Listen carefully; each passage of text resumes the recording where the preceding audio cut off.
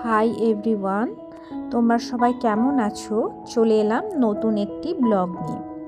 আজকে সানডে, তো আজকে আমার একটু রান্নার তাড়াহুড়ো আছে। অন্য সানডেতে রান্নার তাড়াহুড়ো থাকে না, আজকে যেহেতু আমার হাজব্যান্ড খাওয়া দাওয়া করে অফিসে যাবে ওই জন্য। আজকে রান্না হবে পালং শাক, আলু, কচু আর ছোট ছোট চিংড়ি মাছ দিয়ে একটা সবজি। আর এই যে চাকা কয়েকটা কাতলা মাছ ফ্রিজে ছিল, এই কাতলা মাছের ঝোল হবে। কড়াই বসিয়ে দিয়েছি, এই যে কড়াই গরম হতে কড়াইয়ে তেলও দিয়ে দিলাম। প্রথমে আমি সবজিটা রান্না করে নেব। তো আমার মেয়ে আর হাজব্যান্ড ওরা দুজনে দোকানে গিয়েছিল, তো দোকান থেকে আমার মেয়ে আজকে চিপস কিনেছে। যেহেতু সানডে ওই জন্য ওর পাপা আজকে চিপস কিনে দিয়েছে। সাধারণত অন্যান্য দিনগুলোতে আমরা ওকে চিপস কুরকুরে এগুলো দিই না। প্রথমেই আমি ফোড়ন দিয়ে দিয়েছি। আমি একবারই ফোড়ন দিয়ে রান্না করি। প্রথমে ওই যে সবজিগুলো তুলে নিয়েছি, লেড়ে নেব। আমার মেয়ে আবার আমাকে রান্না করতে করতে চিপস খাইয়ে দিল। মাছগুলোতে হাত দিয়ে দেখছিলাম বরফ গলেছে কিনা, কারণ মাছগুলো তো ফ্রিজে ছিল আর অনেক দিনই ছিল ওই জন্য।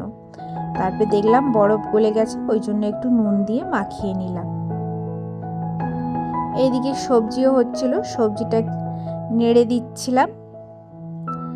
তারপরে পালং শাক তুলে দিয়েছি। পালং শাক, আলু এ থেকেই জল বেরিয়েছে, এই জলটা দিয়েই আমার রান্না বান্না হয়ে যাবে। যেহেতু সবজিতে একটু জল বেরাচ্ছিল, তো ওই জন্য আমি ঢাকা দিয়ে একটু ছাদের দিকে গিয়েছিলাম যে ওয়েদারটা কীরকম দেখার জন্য। দেখলাম এখানে খুব সুন্দর একরাশ পায়রা খেলা করছে। প্রত্যেক দিনই এটা করে, তোমাদের দিকে আগের ব্লগেও আমি দেখিয়েছি।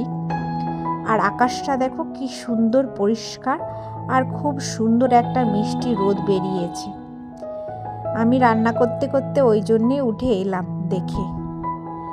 তো আমিও একটু ছাদে চলাফেরা করছিলাম, একটু রোদটাকে উপভোগ করেছিলাম। শীতকালে তো একটু রোদ না হলে তো আবার ভালো লাগে না, ওই জন্য। তারপরে ছাদ থেকে নেমে এসে এই মাছগুলো ভাজা চাপিয়ে দিয়েছি।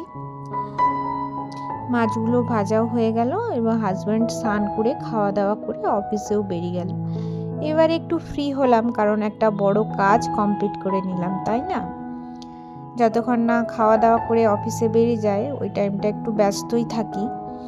গরম জল বসিয়ে দিয়েছি স্নানের জন্য।